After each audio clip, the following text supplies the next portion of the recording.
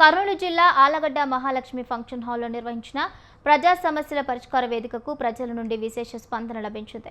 ఈ కార్యక్రమంలో MLA Bhuma Akhilapriya, collector పాల్గొన్నారు. ప్రజలు తమ సమస్యలను ఎమ్మెల్యే, కలెక్టర్కు వినతి పత్రాలు అందజేశారు. ప్రజా అవసరాలపై సంబంధిత అధికారులకు తక్షణ చర్యలు తీసుకోవాలని ఎమ్మెల్యే భూమా అఖిలప్రియ ఆదేశించారు. ప్రజల సమస్యలకు ఒకే వేదికపై పరిష్కారం చూపించాలనే ఉద్దేశంతో ఈ కార్యక్రమాన్ని నిర్వహిస్తున్నామని భూమా అఖిలప్రియ తెలిపారు.